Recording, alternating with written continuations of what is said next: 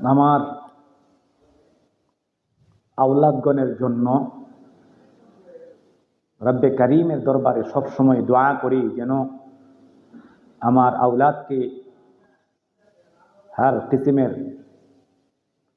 আফত বিপদ ফিতনা ফাসাদ থেকে আল্লাহ হেফাজত করেন। আমার আওলাদগণকে যেন আল্লাহ তাআলা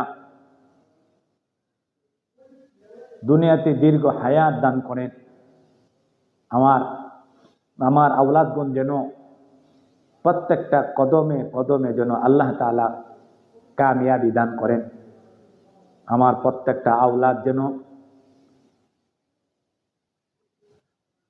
সবর এবং বিনয় ঈমানের মতন দৌলত আল্লাহ পাক দান করে। আমার আওলাদগণের জন্য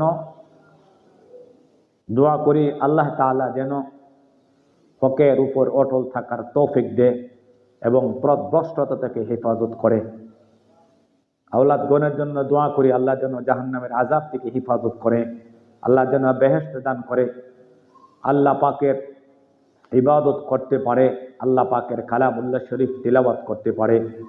আমার আওলাদগণের জন্য দোয়া করি আল্লাহ যেন তাদেরকে দুনিয়া এবং আখিরাতে ভালো রাখে, তাদেরকে যেন আল্লাহ তাআলা সুখে রাখে। আওলাদগণের জন্য দোয়া করা যে আল্লাহ তাআলা যেন তাদেরকে সমস্ত আওলাদকে যেন পিতা মাতার ফরমা বরদার অর্থাৎ বাপ মার আনুগত্য করে আসানের সঙ্গে জান্নাতে যেতে পারে। এই জন্য সন্তানকে সম্পদ